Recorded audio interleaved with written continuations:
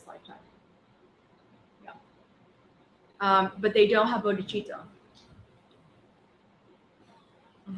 So what this point is saying is that you outshine listeners and solitary realizers if you have bodhicitta, if you're a bodhisattva. So, I mean, even the listeners and the self-made Buddhas are incredibly high practitioners. They're not nobodies, you know. They are high practitioners still. And what this is saying is that having bodhicitta in your heart outshines even practitioners at this caliber level, right? It's a whole different thing that happens when you have bodhicitta in your heart. Good questions? Yeah. I have a question. Yeah.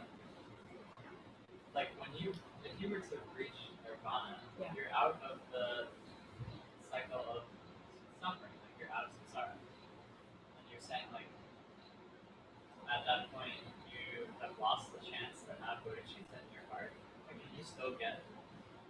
Yeah, we were talking about this. Yeah, we were just talking about this earlier in class. So there's debates in that idea of, and Geshe Michaels talked about this too, that there are debates that in monasteries that some will say that you can't, you're stuck there, and that's it. That's the state that you'll always be in. And some debates have said that no, you can at some point after being in nirvana for so long, after a point, you will move up and want to wish enlightenment for all beings, not just for yourself. But I've never heard a final kind of resolution in the Gelugpa lineage of like, this is what we believe in. It's always just kind of been like, there are debates. It happens both. I think from the teachings that I've even received, teachers will basically come from a place of saying, it's worth looking at, but why even bother?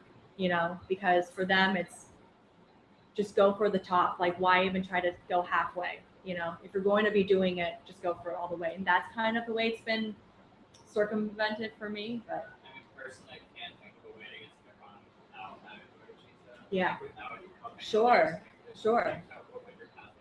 You would be, yeah, you'd be for yourself. Yeah. Like, I feel like if you were to reach nirvana, you wouldn't even have the thought of why helping other people because you're Totally. Yeah, that's what we were saying. Yeah. Yeah, you'd be so happy by it, like alone. Unless you get lonely after a while. You know? I mean, because wouldn't you want everyone there with you? That's the idea, right? It's like, you know, yeah, you know, and we've all had these moments, even in a very conventional place, right, in our lives, where there's a joy we have and we want to share that with everybody else, you know, or you know, you have moments where you know how hard it is in certain times in your life, and you see someone else and you want to help them come out of that dark place, wherever that is. We have those moments, so we know what it's like to want to share that sense of wealth, you know, whatever that is for us. And so it seems strange to me, just because of the way that I've been trained, to think, why would you have a practice and not consider all beings, including yourself? But I will also say that when I first started practicing, the all beings thing seemed really like heavy for me. You know, I was like, that's a lot of people, you know? I mean, I feel like saving my sister right now from moving is a headache, you know, it's a lot. And to think like hundreds and thousands of you know, I don't know, it's a bit much. I mean, that's how I felt. But I think that changes once you start to realize the unconventional way of looking at what bodhicitta really means. You know, there is a way that you actually start looking at your practice and you get, you rise above all that conventional noise, and that pain and suffering that you look at, you see above it and what that really means. It's also like what you said earlier about this being a heavy subject. It's not that lightweight. I'm going to help my friends. Yeah. It is a big deal. I mean, when it's a three principle, I mean, really, I was walking here today and I thought, when it's a three principle path, it's not a light. It's there for a reason. It's not like a subdivision of a, you know, one of the paths, or like a part B. It's not like that. It's right there up there with it. You know, there's a reason why. And I think to think of it really as renunciation and bodhicitta, the sameness of that is so important, because I think when I heard it that way, that really made more sense, you know, because there's something about bodhicitta that I've always thought about where it felt outside of me in a way. Like I'm going to be compassionate to these people separate from me, but there's a similarness, it just looks different, but there's a sameness that happens.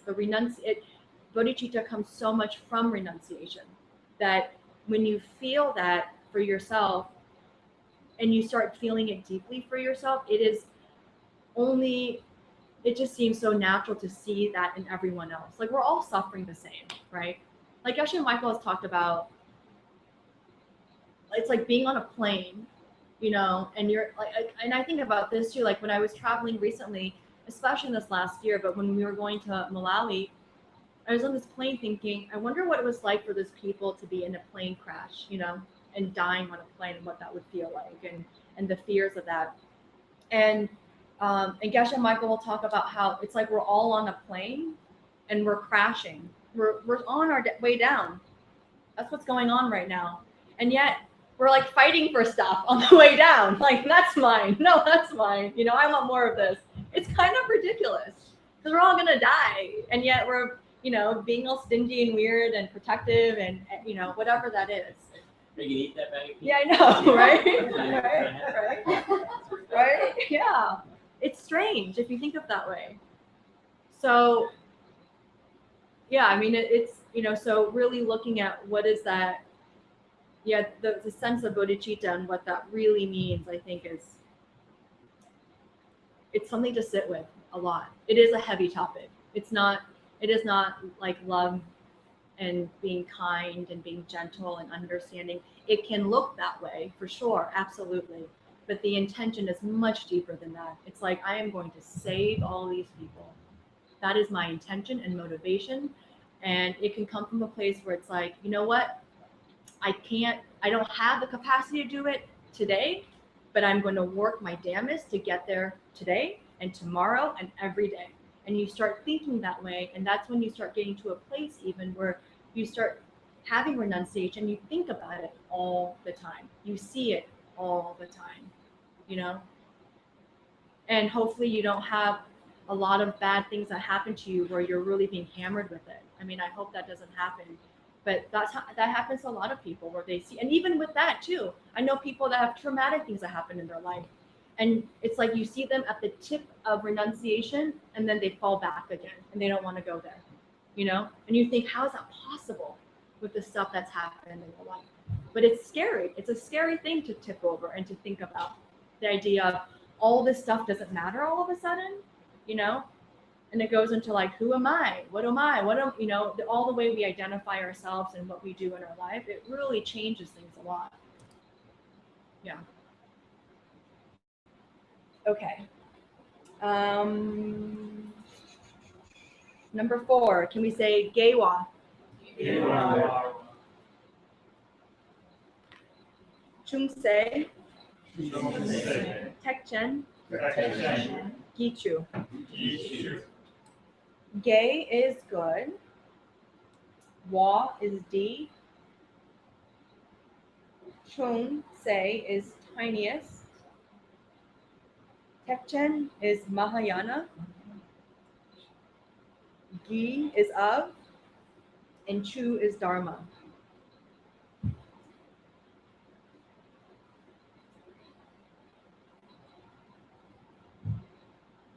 Who wants to take a stab at this one?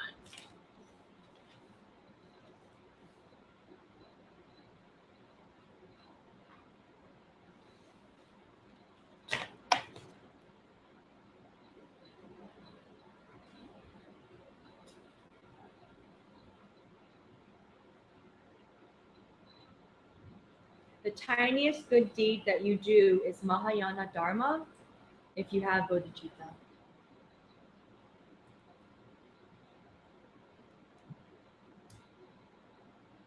For those of you that don't know, Mahayana, Maha means great, and Yana is vehicle. And Mahayana really refers to your capacity. That's what it's been talked about in the scriptures. So when you have a true understanding and a realization of bodhicitta, it permeates your mind and everything that you do. you don't really think about it like, oh, I'm going to be a bodhisattva now. It's not like an on and off switch, or there's no like hours of operation. It just happens all the time. And what's remarkable is that any tiny act that you do actually contributes, or actually everything you do, I should say, is a cause for Buddhahood. Even something as small as feeding the birds with breadcrumbs. Okay, your acts are, it just becomes amplified even bigger. Does that mean the same thing about bad stuff? Yeah, that's a good question. So for bad stuff, it actually means that the bad deed is lessened. The quality of the badness is lessened when you're a bodhisattva. Mm-hmm. You still don't escape the laws of karma. You still have karma that it still applies to you, but it lessens. Yeah. Is that because the intention?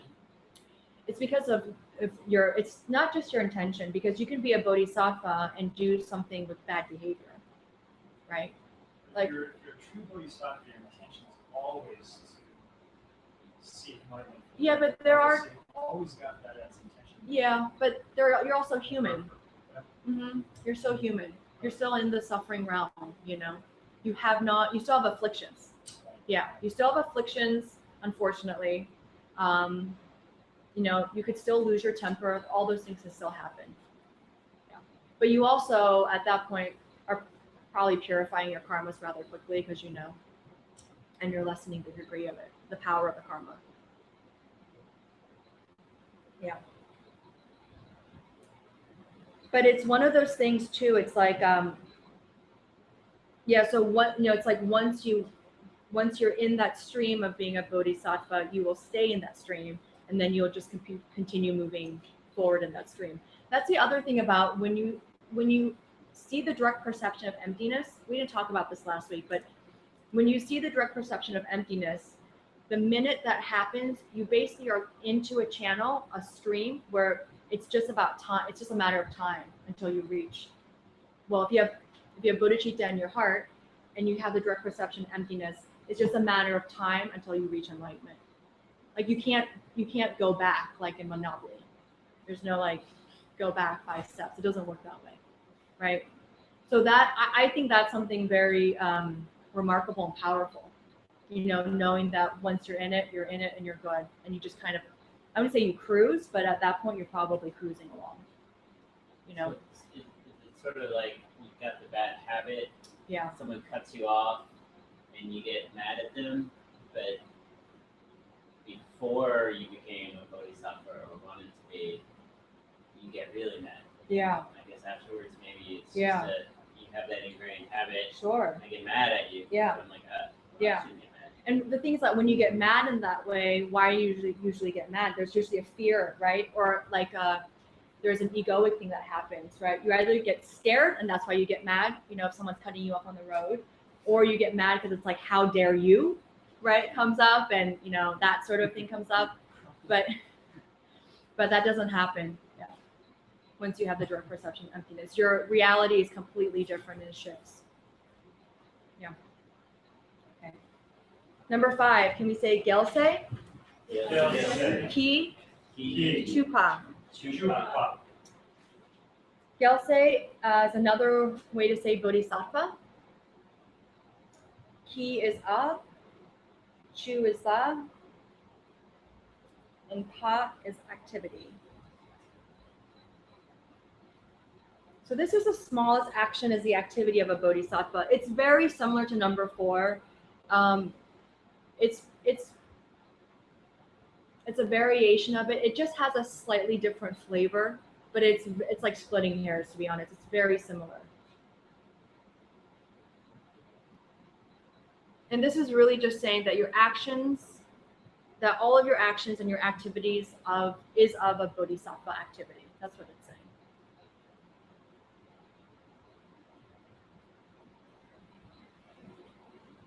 You know, and that if you have reached the state, if you want to do a bodhisattva activity, you could do something as small as giving birds crumbs, and that would be considered bodhisattva activity. So it's similar, right? You can see but it's a slightly different flavor. they'll say that in the scriptures it talks about how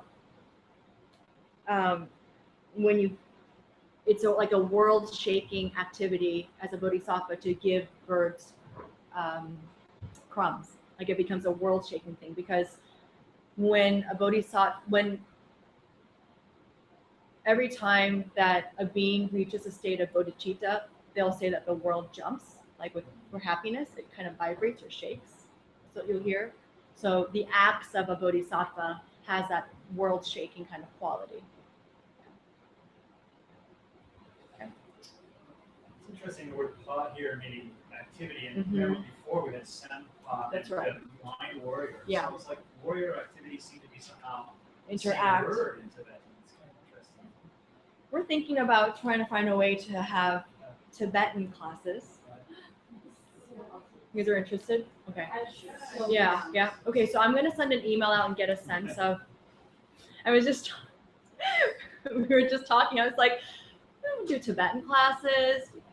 I don't know if anyone would be interested. My students will be interested, I think. No. That's awesome. That's great. Yeah. Well, Everyone can like geek out in Tibetan and get Tibetan tattoos. Everyone's gonna have. We're all gonna come in with Tibetan tattoos now. Yeah. We have a really amazing student who's a scholar that's interested in teaching. So, yeah, she's very, very good.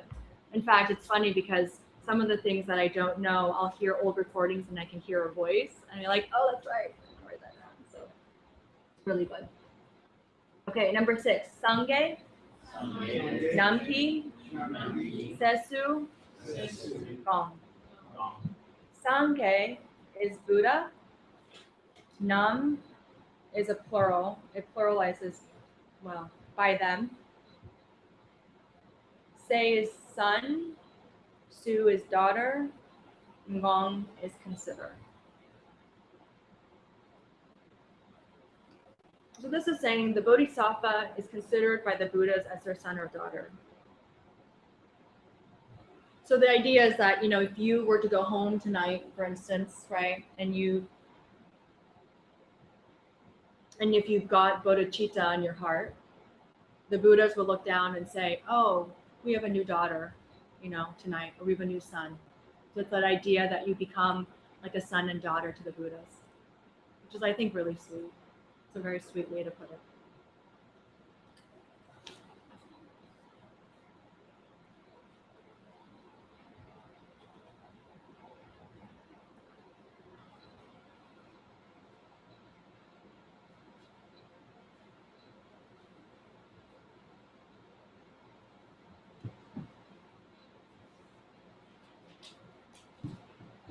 Okay.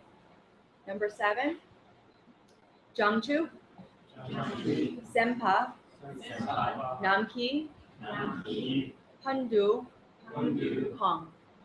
Okay. Jangchu Sempa, Bodhisattva, right? Nam is the plural. Ki is by. Hun is brother or sister. Do is as, and Kong is consider.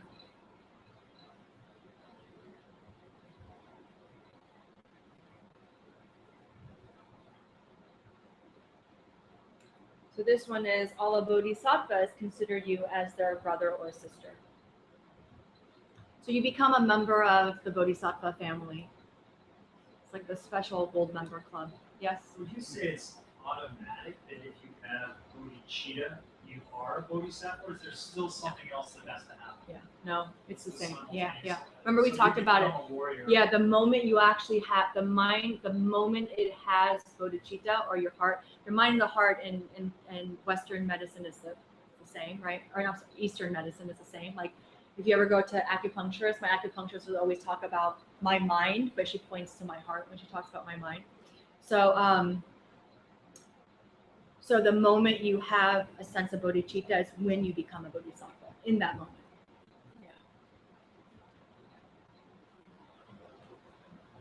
So this is nice. So that when you become a bodhisattva, You have all new brothers and sisters that are also bodhisattvas.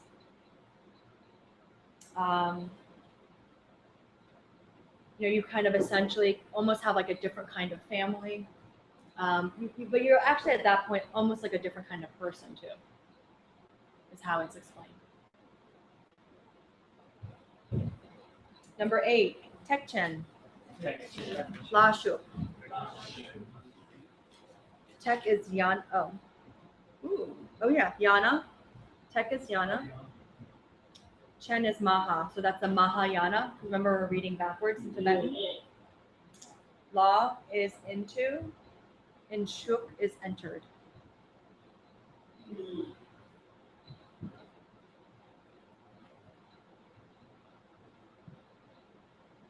This is you have entered into the Mahayana.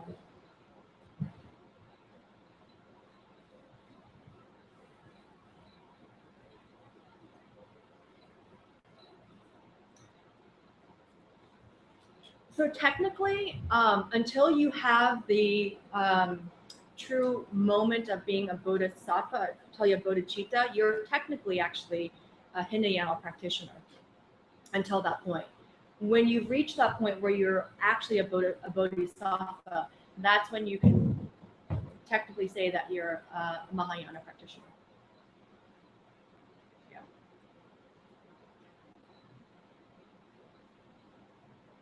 So this is when you do become a bodhisattva, you enter into the Mahayana, right? So to have Mahayana, you have to be a Mahayana Buddhist, right? You have to have bodhicitta, right? And to be a Buddhist, you have to have refuge, which we'll talk about later. Okay. Do Hinayana or do people who only want Nirvana, they have refuge as well? They have refuge too. Sure. Yeah. Everything. Yeah. Desire for direct perception. Yes. Yeah. They have their own kind that's different than ours. Yeah. Yeah. Yeah. Last but not least, Seishi, La, Sangya. Sei is life. Shik is one. La is in. Sang is to become. And Gya is a Buddha.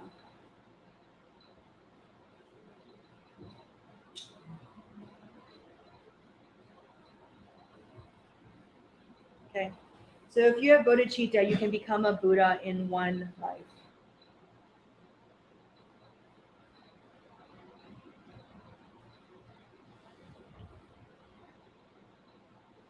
I mean, if you think about that, that's profound, right? If you have bodhicitta, you can become a Buddha in one life. I don't know. I saw that and I thought, that's amazing. Because I think the power of what bodhicitta meant to me for a long time didn't have that kind of gravity. And understanding the importance of that, and it's not a lightweight, for it to be that, to be able to say that statement.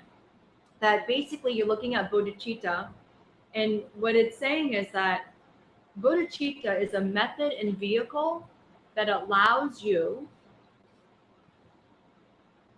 to clean up your karmas of infinite lives so that you can do it all in this lifetime to reach enlightenment.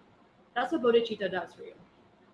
That's remarkable, right? That you can clean up all your past negative karmic seeds from infinite lifetimes, all in this one lifetime with bodhicitta. And it can propel you into enlightenment, right? Which this basically is talking to Tantra, right? It propels you into Tantra, which gets you enlightened, which is the path to get you enlightened in one lifetime.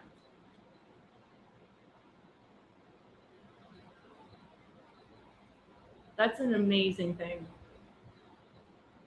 If you think about it, like the weight of that.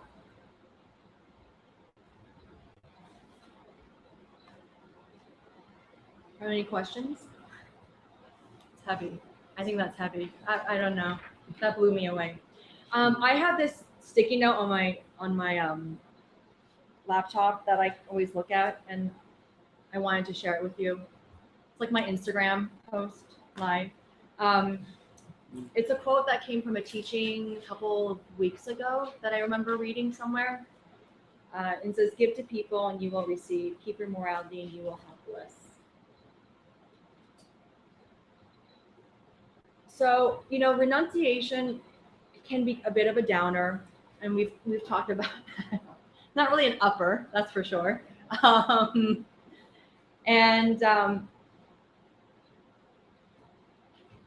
And although, it's like this class was really pitched right in a way where it was about finding happiness, right? Finding ultimate demanding happiness, which you can find. But there is a certain level of gravity towards these topics, and it's a big deal, and it really is a question of life and death, right? I mean, really, if you think about it, of how you're going to live your life. And when we talked about it last class or 2 classes ago about death, and the death practice, when we're talking about meditations, remember the 2 meditations that we were talking about. And the thing that, I think, at least this class that I really thought about a lot is,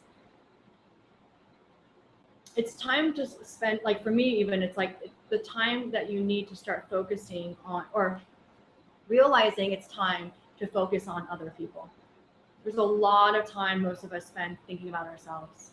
If you did like a pie chart, I don't know what it would look like, but I know what mine would look like, And so you take a look at that, and that's what you should take a look at every day, of how much of your time is really being spent thinking about you versus the well-being of other people, and understanding what that is and what that means.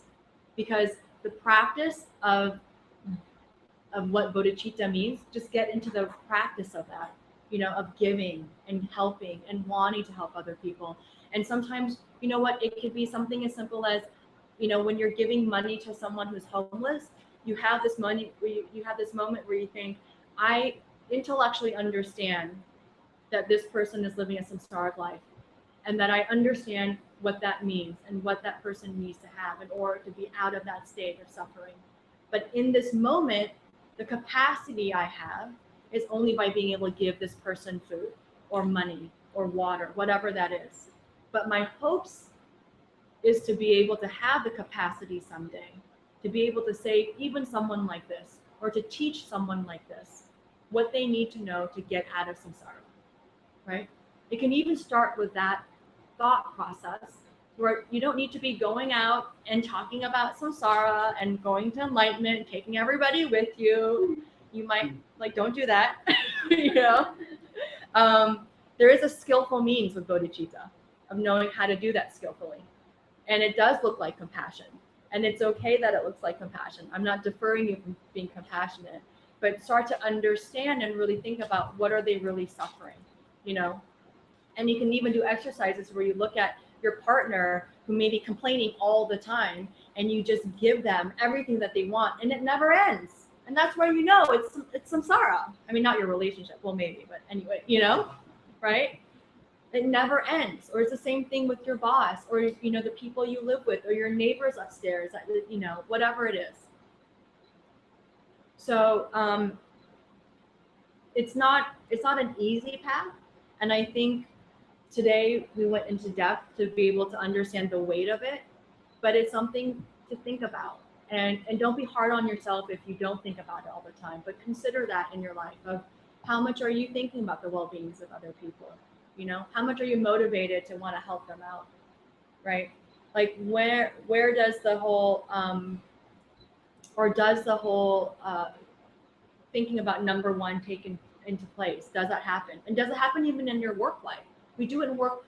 It's like the work seems like the only place where it's suddenly okay to just think about yourself, your deadline, what you need, your review, right? We're always thinking about ourselves, our job, my job, whatever that is. So give that a go this week and start thinking about that, okay? And we're going to end with a meditation. We'll do our closing prayer. We'll end with a meditation that's going to be instilling a little bit of joy. And I think this is a meditation that would be nice if you guys practiced it this week. Okay, and the meditation, I'm just going to let you know very quickly, will be very short, but it's basically going to have a sense of joy and to start looking at the people around you and start giving them all the things that they want to bring them happiness.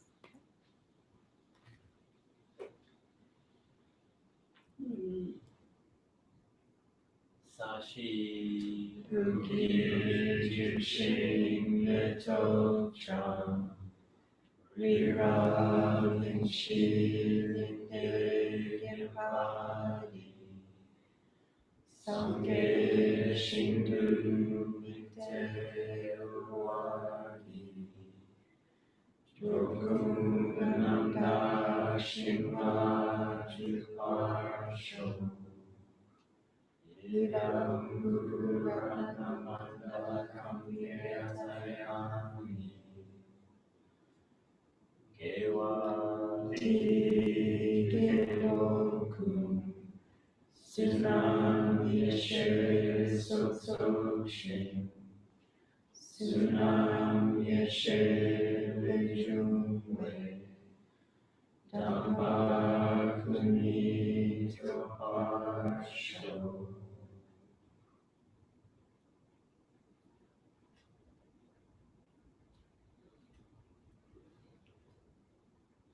Just take a moment and start thinking about all the people around you. It could be the people in this room. It can be the people in this city. It can be your friends, your family, your coworkers. But think about a person or a group of people and think about all the good, the goodness, the joy that you can give them in the immediate that can bring them happiness, that will give them bliss, that would make them radiant and stress-free and relieved.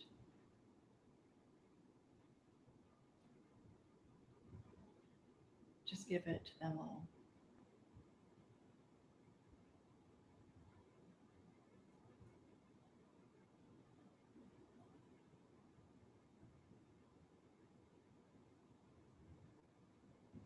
Take a moment and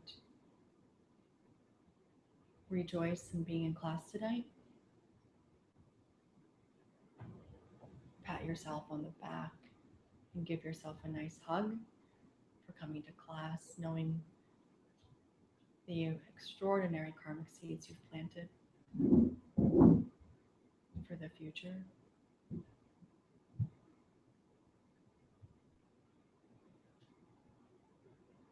Have gratitude and dedicate this class to someone you love, wishing for them that they someday reach enlightenment with you.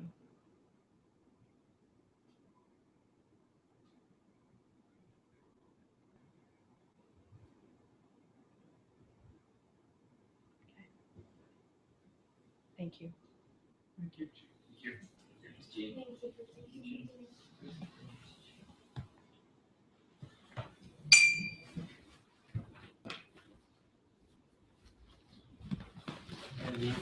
Oh yes, please. Yeah, please.